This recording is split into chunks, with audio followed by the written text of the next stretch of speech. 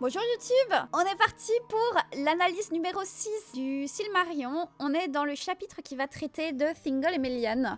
Alors c'est un chapitre qui est extrêmement court, il fait 1 page et demie, vraiment tout petit, mais ultra intéressant puisque Thingol et Melian sont deux personnages qui ont une sacrée importance dans la suite des événements. Petit rappel, la fois dernière, les elfes se sont éveillés, Melkor est capturé et les elfes ont commencé leur traversée pour rejoindre Valinor. Je vous avais expliqué que certains n'avaient pas accepté de faire cette traversée. D'autres l'avaient fait et on avait vu 3 grands clans. Les Vanyar qui sont, on va dire, les bons élèves et qui suivent vraiment bien Oromé. On a après les Noldor. Et puis on a le grand clan des Teleri qui eux sont un petit peu à la traîne. Le clan des Teleri, il est sous la tutelle d'Elwë et Olwë. Et c'est Elwë qui va être très important puisque Elwë n'est autre que Thingol. Tout simplement. Donc on va parler de ce chef justement des Teleri ici. Le chapitre commence en vous expliquant un petit peu qui est Melian, parce que Melian, c'est un être extrêmement spécial dans le Silmarillion. Elle n'a pas d'autre pareil dans le légendaire. Donc en fait Melian c'est une Maya, donc oui, une Maya. Une divinité, comme voilà Gandalf, Sauron, Radagast, c'est une Maya, donc un esprit. Elle vient de l'esprit d'Ilúvatar, et donc c'est une sorte de divinité mineure qui vivait donc en Terre du Milieu.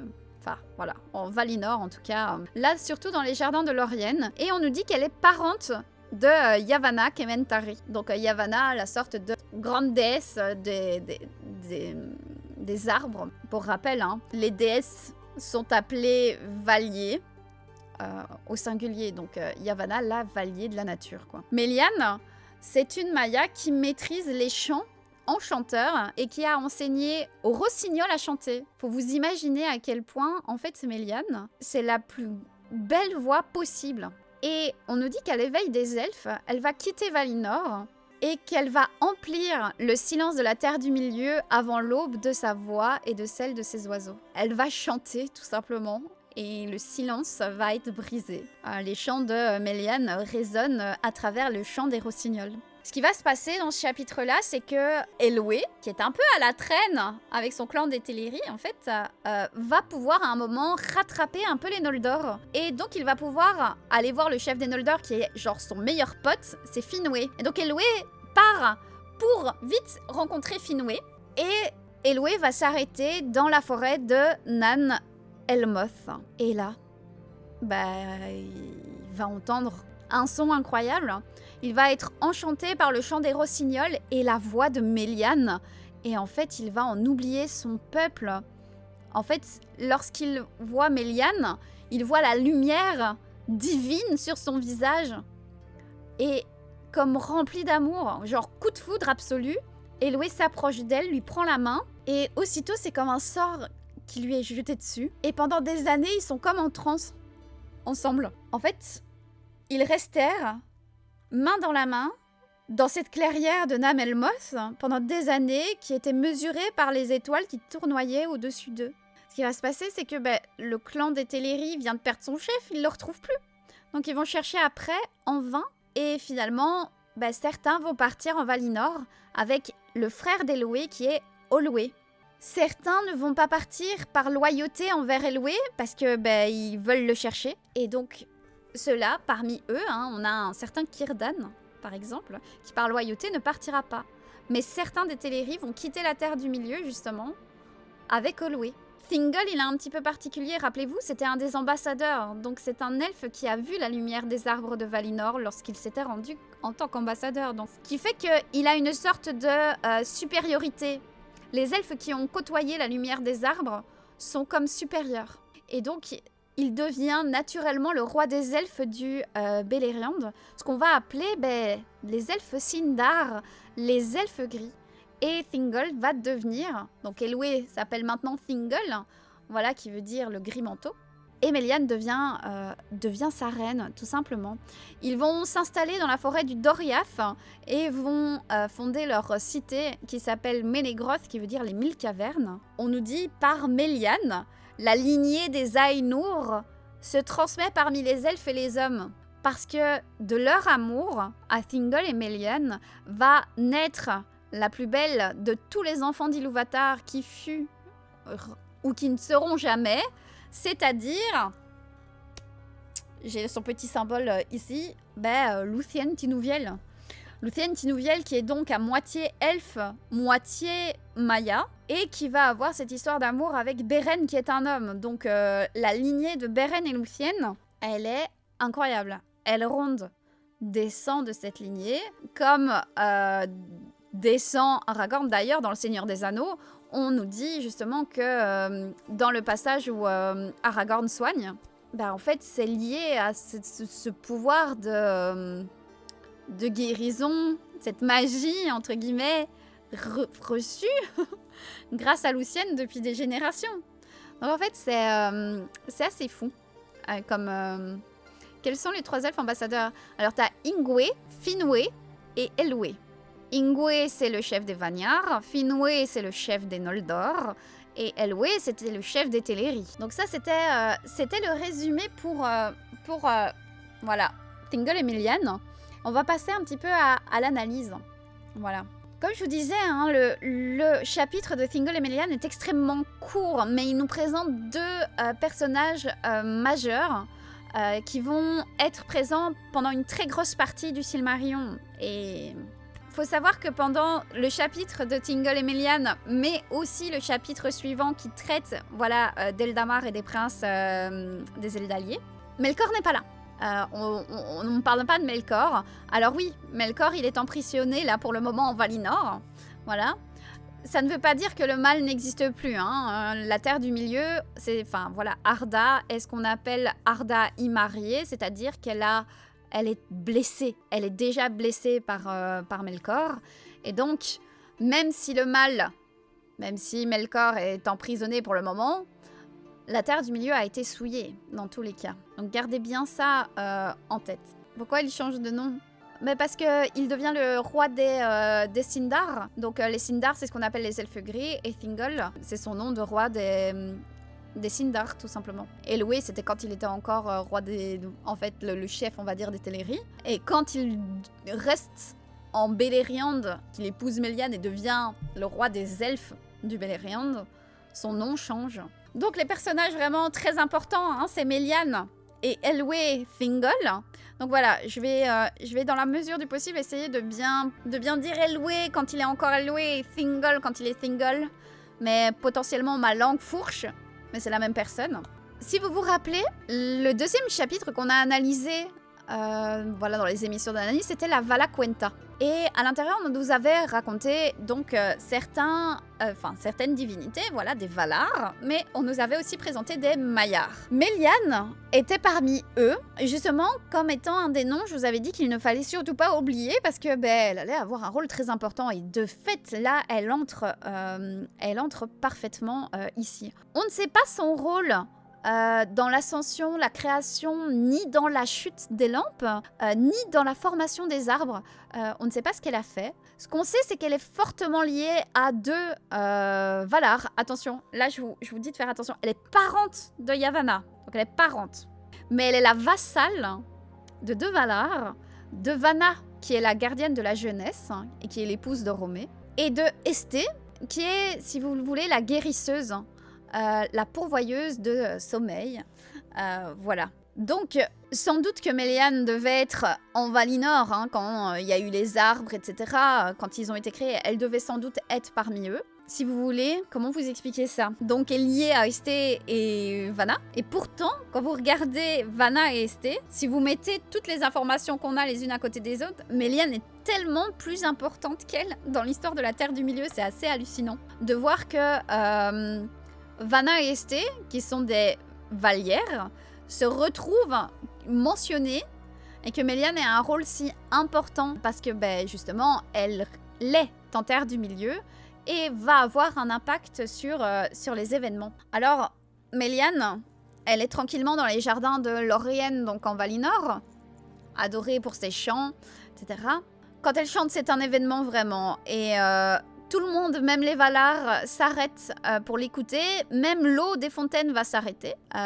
Donc voilà, elle est vraiment quasi une princesse Disney, si vous voulez. Hein, vraiment, c'est Blanche-Neige avec ses oiseaux hein, qui l'entourent en permanence, là. C'est vraiment ça. Donc, quand les elfes vont s'éveiller pour la première fois sur la Terre du Milieu, Méliane va être comme poussée à quitter Valinor et aller en Terre du Milieu. En gros, elle va partir seule. À aucun moment, en fait, elle va juste se trouver à cet endroit-là. On ne sait pas comment elle arrive jusque là-bas. Tout ce qu'on sait, c'est qu'elle implique, comme je vous ai dit tout à l'heure, le silence de la Terre du Milieu avant l'aube, du son de sa voix et celle des oiseaux. À ce moment-là, dites-vous que Melkor devait encore être en liberté et pourtant, elle se promène là-bas. Donc on est face à une Maya qui est extrêmement quand même courageuse et qui se lance dans une quête apparemment solitaire. Et retenez bien ça. Retenez bien ça parce que on va en parler tout à l'heure. Mais donc Méliane s'est rendue théoriquement en Terre du Milieu quand Melkor était encore là pour protéger les elfes. Mais ça, on ne nous le dit pas. On ne sait pas trop. Et donc, c'est bizarre, grosso modo, ce qui se passe. Finalement, les elfes vont commencer leur traversée. Et là, on a les Teleri, le clan des Teleri, les amoureux de l'eau qui arrivent vers le Beleriand. Voilà. Faut savoir que pour les elfes, tout ce qu'ils découvrent petit à petit est nouveau. Ils voient de nouveaux paysages. Pardon, tout est étoilé, c'est époustouflant. Et les Teleri, ils ont vraiment ce côté lenteur comparé aux autres. Les Teleri, c'est vraiment les petits derniers, quoi. C'est les petits retardataires. Finalement, comme je vous disais, leur chef Elwë va s'aventurer un peu seul dans les bois. Et il est fortement agité. Parce que imaginez-vous, il a vu la lumière des 2 arbres de Valinor. En fait, il a hâte aussi, lui, de retourner voir ça. Et donc finalement, quand les Teleri arrivent à aller près des Noldor pour la traverser, voilà, Elwë donc va rendre visite à Finwë, donc le chef des Noldor. Ils sont vraiment super amis. À ce moment-là, Elwë va s'aventurer dans la forêt de Nanelmoth. Et c'est là qu'il rencontre donc Méliane. Donc il faut vraiment voir Méliane. Comme je vous ai dit, c'est une divinité. Elle a la lumière d'Aman, la lumière des arbres sur le visage. Et donc elle est super belle. Mais en plus, elle chante super bien. Elle a des oiseaux autour d'elle. Comme je vous disais, c'est vraiment une princesse, quoi. Elle est sublime. Et donc là, en fait, on a vraiment un des premiers d'une longue série de coups de foudre qu'il va y avoir en Terre du Milieu. Hein, parce que ça, les coups de foudre, c'est quelque chose qui revient dans pas mal d'histoires. C'est vrai que chez Tolkien, entre guillemets, l'amour qui vient petit à petit n'est pas le schéma qu'on voit le plus souvent représenté dans ces histoires. On a vraiment souvent des coups de foudre hein, en Terre du Milieu. Et là, on a un conte de fées, si vous voulez, pour Thingol. Il a un enchantement qui s'abat sur lui et lorsqu'il entend la voix de Méliane, c'est terminé, quoi. Il est fichu, hein. Elle a les yeux revolver, elle a tiré la première, c'est terminé, quoi. En fait, le chant de Méliane va remplir tout son cœur d'émerveillement et de désir. Et ça, il l'avait pas encore vu. Et quand il la voit, bah là, c'est pire. Elle a la lumière, comme je vous disais, d'Aman sur le visage, mais c'est terminé, quoi. L'amour le submerge et il lui prend la main et c'est terminé, le sort est jeté, quoi. C'est bon, l'amour est là. Et soudainement, tous ces projets-là, tout ce qu'il devait faire, hein, retrouver son ami Finwë, mener son peuple à Valinor, voir les arbres, etc., tout ça passe à la trappe, hein, tout simplement. Il oublie tout et tout le monde. Son frère aussi, il oublie tout. En fait, tout a disparu. En fait, on nous dit pas qu'il est asservi ou qu'il est uni à Méliane contre son gré, pas du tout. Pourtant, on pourrait voir là comme un enchantement, comme si Méliane le forçait d'une certaine façon. Mais non, c'est vraiment pas comme ça du tout. C'est très bizarre parce qu'on est là sur une sorte d'enchantement. Il la voit, et on pourrait croire qu'elle pourrait l'ensorceler comme une sorcière pourrait le faire. Et comme vous verrez plus tard dans le Silmarillion, qu'il y a un personnage qui va un peu user de ça, mais c'est très spécial. Donc, Thingol n'est pas asservi. C'est de l'amour qu'il y a entre eux. Oui, Pépef. Exactement, c'est à lui que je pensais. Mais donc, c'est toujours de l'amour. C'est de l'amour entre Thingol et Méliane. Ça n'a rien à voir avec une sorte de domination, d'enchantement, de sorcellerie. Quand il parle d'enchantement ici, il n'y a pas de choses gênantes, on va dire. C'est ça. Pourtant, on pourrait croire que Méliane est la source de l'enchantement sur lequel Thingol est tombé. Mais en fait, rien ne suggère non plus qu'elle le soit. Elle n'a pas vraiment... On nous dit pas qu'elle est venue en Terre du Milieu avec un plan, peut-être qu'elle ne savait pas le rencontre, ni les conséquences qu'il allait avoir sur la Terre du Milieu. Melian n'est pas Mandos, d'une certaine façon. Elle n'a pas ce don de, on va dire, de clairvoyance plus. Clairvoyance, certes, elle en a. Et on le verra aussi à travers le Silmarillion à plusieurs reprises, qu'elle est très sage et très clairvoyante. Mais elle n'aurait pas pu prévoir ça, quoi. Donc en fait, il y a l'air d'avoir quelque chose qui l'a poussée inexplicablement vers la Terre du Milieu pour être là à ce moment-là. Ce qui est assez fou quand même dans cet enchantement qui va être là, c'est le moment où ils se traînent les mains l'un et l'autre. C'est que c'est autant Thingol que Melian qui vont rester là, se regarder, les mains jointes, immobiles pendant des années en fait. On nous dit que les arbres de la forêt poussent autour d'eux. À tel point, comme je vous disais, il y a le clan des Teleri, le clan d'Elwë, qui est là et qui va commencer à le chercher, mais en vain. C'est comme si, en plus, ils étaient dans une sorte de bulle qui les avait cachés du reste du monde. Ils sont dans une sorte de stase. Et c'est difficile à savoir, est-ce que c'est Ilúvatar qui aurait fait ça? Très compliqué à expliquer ça ici. Et ce qui va se passer, c'est que cette relation-là entre Melian et Thingol va poser les bases de beaucoup d'événements et surtout de héros qui vont advenir. Là, Tolkien va nous donner donc un nouveau nom à Elwë, va l'appeler Thingol, qui veut dire manteau gris, parce qu'il a des longs cheveux argentés. Et à partir de ce moment-là, c'est terminé. Elwë, vous n'entendrez plus jamais vous ne verrez plus jamais écrit Elwë pour Thingol. À partir de ce moment-là, le narrateur appelle Elwë Thingol. C'est un peu comme Melkor. Une fois qu'il devient Morgoth, c'est Morgoth partout. C'est comme ça dans le Silmarillion. Là, si Elwë est appelé Thingol et Gris-Manteau, c'est parce qu'on a une scission qui est faite dans les Teleri, où on va vraiment faire une distinction entre les Teleri qui restent en Beleriand et ceux qui traversent. Et donc, les Teleri qui restent en Beleriand sont appelés les Sindar et Thingol devient le roi. Alors là, je vais faire encore un petit... vous avez l'habitude avec Tolkien, c'est le roi des spoilers, bien évidemment. Thingol ne reverra jamais Valinor vivant. Évidemment, Thingol, comme certains doivent le savoir, mais Thingol est un elfe. Donc ça veut dire que son âme est liée au monde, donc même si sa coquille qui lui sert de corps est brisée, son âme reste vivante. Mais là, ça veut dire qu'il va y avoir un problème avec son corps, quoi. Alors, on nous dit que Thingol et Melian vont établir un royaume là-bas, au Beleriand, et qu'ils vont y régner en tant que roi et reine.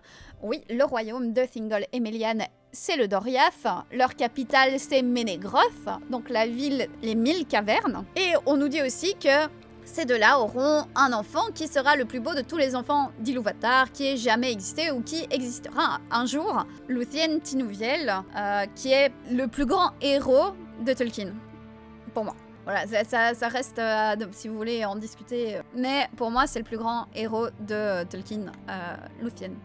Le royaume que Thingol et Melian vont créer est en quelque sorte le premier royaume elfique organisé en Terre du Milieu. Là, faut imaginer qu'en fait, les elfes, pour beaucoup, étaient partis pour rejoindre Valinor. Là, on reste en Beleriand, donc dans la partie ouest de la Terre du Milieu. Et là, il y a carrément un royaume qui est fondé, avec une capitale. Et c'est la première fois que là, on en entend parler. Voilà. Donc, je répète, Thingol et Melian auront le royaume du Doriath. Leur peuple, c'est les Sindar, les elfes gris. Et les Sindar ne connaîtront jamais la lumière des deux arbres. Alors que Thingol et Melian, eux, ont vu. Le seul elfe Sinda à avoir vu la lumière des arbres, c'est Thingol. Parce que ça, je sais, je me rappelle. Je me rappelle que c'est tombé une fois dans un quiz que j'ai fait. Quelqu'un avait posé la question, quel est le seul elfe Sinda à avoir vu la lumière des arbres? Donc c'est pour ça que je vous dis, c'est tombé dans un quiz que j'ai fait. Voilà. Donc en fait, Thingol, en étant avec Melian, en plus lui d'être un elfe entre guillemets supérieur puisqu'il a vu la lumière des arbres, le fait d'être avec Melian, si vous voulez, il va avoir un boost, il va avoir à sa disposition beaucoup plus de sagesse que d'autres. Melian, comme on a dit, elle était à se balader dans les jardins de Lorien, à être la suivante de Vanna, mais aussi d'Esté.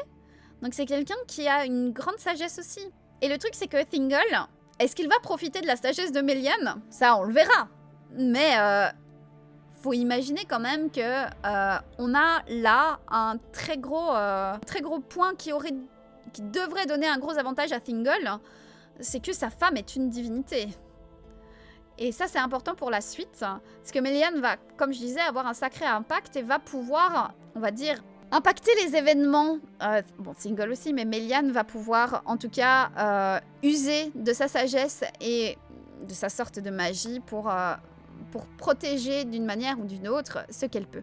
Donc voilà, on est sur là un tout petit chapitre d'une page et demie, où en gros, c'est un elfe et une Maya qui se tiennent debout, immobiles dans une forêt pendant un temps étrangement long, où on nous dit que les années étaient mesurées par la course des étoiles au-dessus d'eux. Là, on est sur une des plus belles rencontres écrites par Tolkien, je trouve. Si vous voulez juste lire, comme je vous ai dit, c'est une page et demie, c'est vraiment pas long, et c'est vraiment tout doux comme passage. Donc, n'hésitez pas à écouter ça avec des bruits d'oiseaux pour un petit peu plus de... pour vous mettre dans l'ambiance, genre bruit de forêt, petits oiseaux qui font piou-piou là, et vraiment vous êtes dans l'ambiance de la forêt de Thingol et Melian, quoi. Et donc voilà, on est déjà sur la fin de l'analyse de ce chapitre. Je vous l'ai dit, c'est très court, hein, mais voilà. Thingol et Melian ont clairement pris des champs potes de Doriath. Oh, peut-être. Petite question. Thranduil est du peuple Sindar. Alors, Sindarin, c'est la langue. C'est un Sinda. Donc, Thranduil, c'est un Sinda du peuple des Sindar. Mais donc, Sindarin, c'est la langue. La nuance est différente. Mais c'est pas un descendant de Thingol. Alors, non, mais Thranduil est un Sinda. Thranduil est un Sinda, son père Orofer, qui était un... Mais Thranduil, on ne sait pas sa date de naissance. Est-ce qu'il est né au premier âge ou au deuxième âge? On ne sait pas. Il n'y a pas de date. Je ne peux pas te dire exactement si Thranduil a connu Ménégroth. Donc voilà. Mais oui, Thranduil est bien un Sinda. Bruit d'oiseau, à ne pas confondre avec nom d'oiseau. Ouais.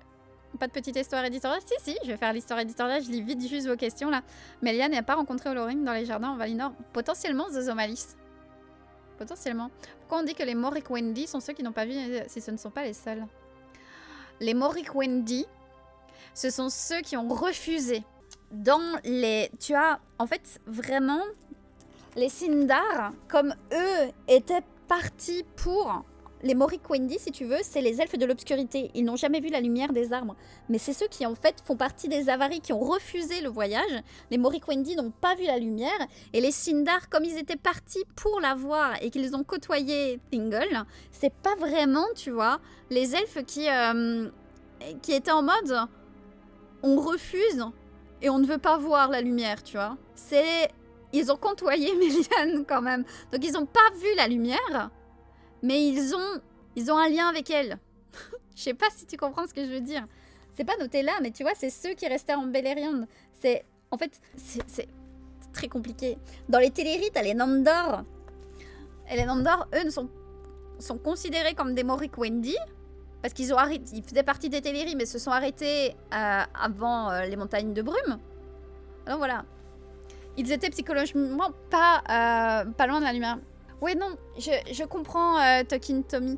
Je le comprends. Mais il faut vraiment voir que les elfes qui ont côtoyé Melian et Thingol sont considérés comme des elfes supérieurs.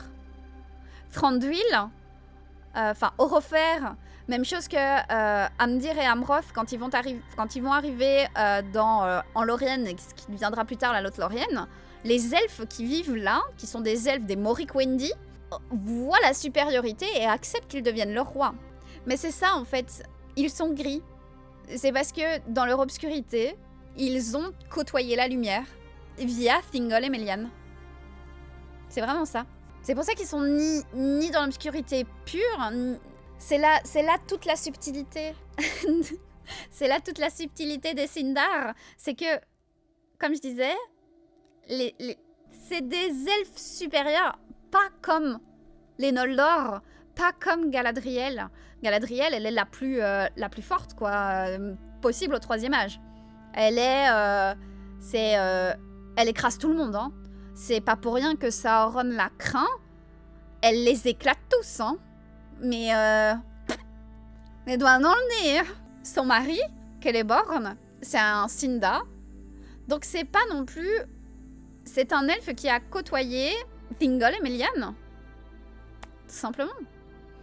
Alors, si j'ai bien compris, les Morriquandi ont refusé l'appel pour rejoindre le Valinor d'enregistrement. C'est le peuple qui n'a jamais vu les arbres, c'est bien ça? Oui, c'est ça, Liam Aegidius. C'est vraiment ça, les Morriquandi, c'est ceux qui n'ont... En fait, tu as les Avaris. En gros, tu as les Quendi et les Avaris. Les Quendi, c'est ceux qui vont faire la traversée. Les Avaris ne vont pas la faire.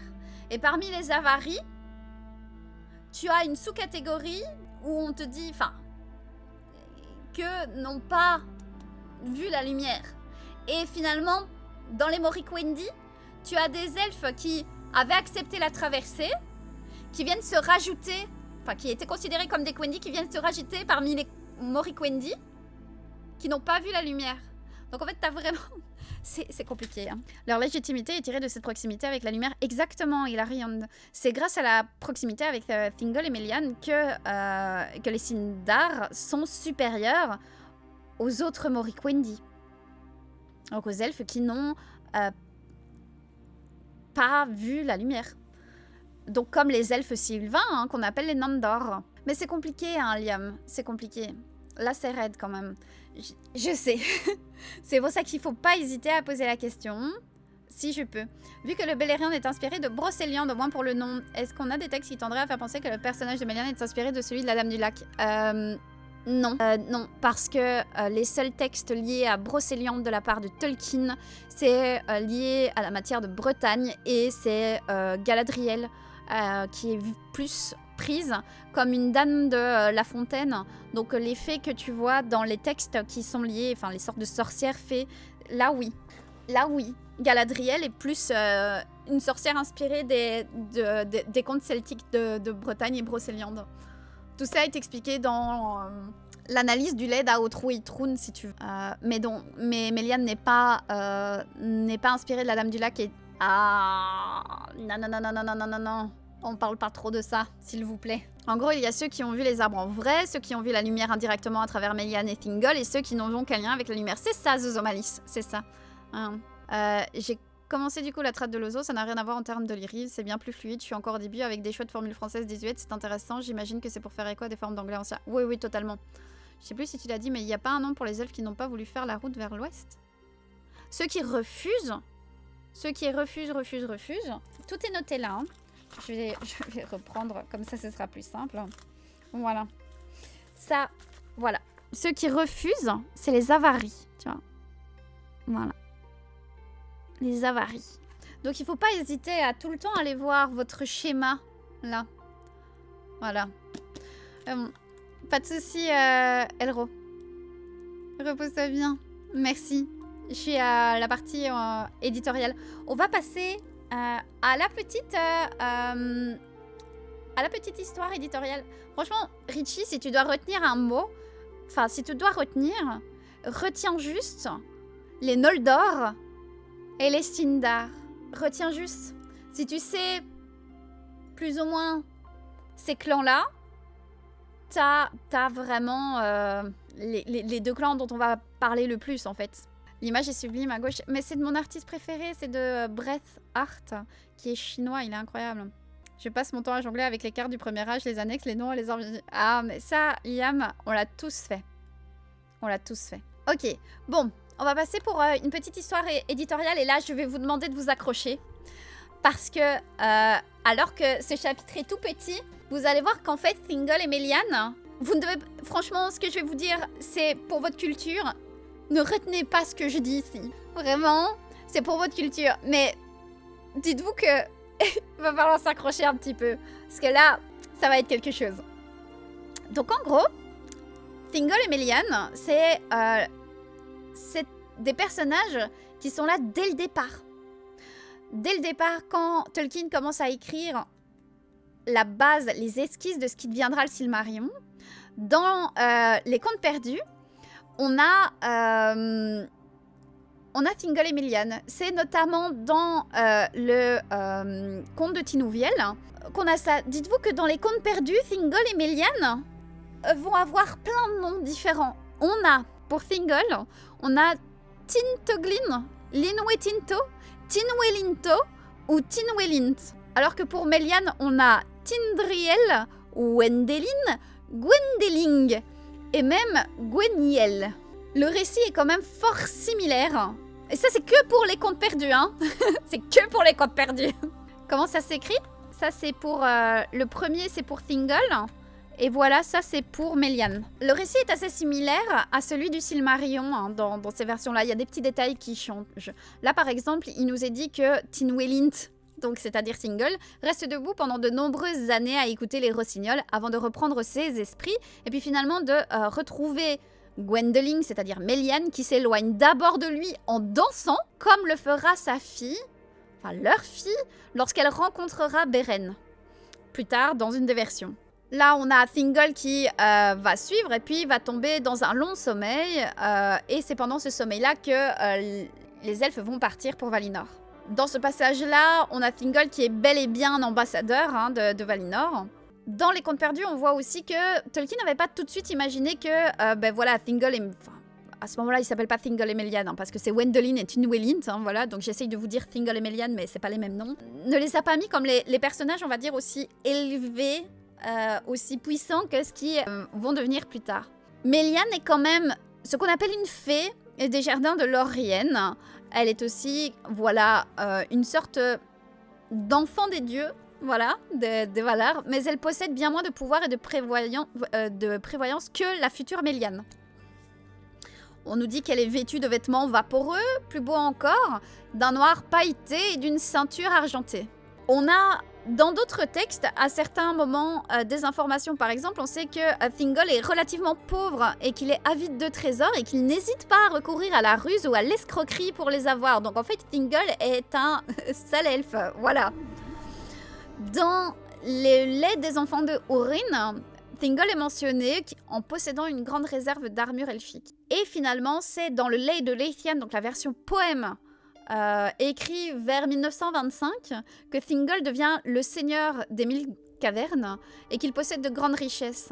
Dans la version poème, on a aussi la rencontre de Thingol et Melian qui est racontée au début du chant 3 et qui décrit l'effet du chant d'oiseau de Melian sur Thingol. On a vraiment le conte, et conte autant d'années sur les terres mortelles, les instants enchantés, des jardins du Seigneur du Sommeil. Voilà, c'est vraiment bien expliqué. Puis Thingol lui touche les cheveux et son esprit fut noyé dans les profondeurs de l'oubli et les sombres années roulèrent sur son sommeil. Bref, là on n'a plus de danse. La danse a disparu. La danse est redevenue vraiment uniquement tournée vers Beren et Lúthien. Là, la danse n'est plus là. Dans l'esquisse de la mythologie qu'on peut retrouver écrite vers 1925, Melian, là, est décrite comme l'une des jeunes filles divines du Vala Lorien. Donc là, on n'est pas sur voilà, une des jeunes filles divines de Lorien. Parce que pendant très longtemps, les Valar ont des enfants chez Tolkien. Et finalement, c'est dans la Cuenta Noldorinois, je vous en parle souvent, hein, c'est ça qui sert beaucoup de base au Silmarillion. On a Melian qui est toujours une fée, mais la description de ses pouvoirs de chant se rapproche vraiment de celle du Silmarillion. On continue avec ça. Dans un tapuscrit que Tolkien a écrit vers décembre 1937, janvier 38, il a écrit une sous-section qui est appelée « Au sujet de Thingol ». Et là, on a le lien de parenté de Melian avec Yavanna qui apparaît enfin. Et le récit de sa rencontre, donc avec Thingol, est similaire à celui du Silmarillion, le chant qui l'attire vers elle. Et ce n'est qu'après avoir contemplé la lumière d'Aman sur le visage qu'il est enchanté. La référence à l'idée que Melian, voilà, soit d'une lignée de la race immortelle des Ainur, s'est répandue parmi les elfes et les hommes, apparaît enfin. Bref, Thingol, là, pendant un petit temps, ne fait plus partie des ambassadeurs. C'est très bizarre. Puis finalement, ça va revenir. Mais donc, Tolkien fait des ajouts. Oui, c'est ça. En gros, si tu veux, Zozomalis, les Maiar, c'est une conception tardive parce que les Valar avaient des enfants pendant très longtemps. Finalement, dans les révisions de la Quenta Silmarillion qui arrive en 51, Melian est décrite comme une Maya de la race des Valar, ça y est, et du peuple du Valar Lorien, où nulle n'était plus belle qu'elle, ni plus sage, ni plus habile dans les chants d'enchantement. Ça, c'est écrit dans l'anneau de Morgoth, le volume 10 de l'histoire de la Terre du Milieu. Ici, Thingol est appelé Elwë Thingolo, et il est de nouveau ambassadeur à ce moment-là. Ce qui est marrant, c'est que là, dans ce qu'on appelle les annales d'Aman, on a des dates. Tolkien nous met des années, en fait, pour nous dire combien de temps a duré, si vous voulez, la transe. Donc, en fait, en année, on va dire, valienne, donc dans sa conception à ce moment-là, parce que ça, le décompte du temps change chez Tolkien, mais chaque allié valienne équivaut à environ 10 années pour nous. Là, on est en l'an 1951, Melian se rend en Terre du Milieu, alors que Vardar crée les étoiles. On a, en 1050, c'est parce que je vois 1951 pour l'écriture du chapitre, pardon. En 1050, Melian débarque en Terre du Milieu et c'est l'éveil des elfes. Donc, une année valienne, là, c'est l'équivalent de 10 ans pour nous. Donc, en 1130, Thingol est enchanté par Melian. Et en 1152, donc c'est-à-dire 22 ans valienne, c'est-à-dire 220 ans pour nous, il se réveille de la transe. Donc en fait là, on a carrément le nombre d'années que Tolkien a calculé pour la transe de Melian et Thingol. Ouais, c'est trop cool. Là, on a aussi des éléments ici de Thingol et Melian que vous pouvez retrouver aussi dans les annales grises, pour ceux qui veulent aller fouiller. Mais le texte publié dans le Silmarillion, aussi court qu'il est essentiellement celui du Quenta Silmarillion de 1951, révisé. Mais Christopher y a incorporé quand même des petites expressions, des phrases qu'on peut retrouver dans les différentes annales. Mais donc voilà, c'est vraiment plus la version de 1951, donc on va dire la dernière grosse version de Tolkien qui est gardée. Mais voilà, il n'a pas gardé les dates, etc. Mais voilà, ça c'est la petite histoire éditoriale du chapitre sur Thingol et Melian. Ça c'était pour la 6e analyse du Silmarillion. La fois prochaine, on verra les princes d'Eldamar et les princes d'Eldalier. Voilà, ça va être pas un si gros chapitre non plus, mais je vais devoir encore à ce moment-là beaucoup vous reparler de ces clans elfes, des différents personnages, etc. Et donc voilà, c'est mon moment exactement. Athéna Nélio, ça va être ton moment. Et donc, voilà, c'était l'analyse et la résumé plus petite histoire éditoriale du chapitre sur Thingol et Melian. Et donc on se retrouve bientôt en Terre du Milieu.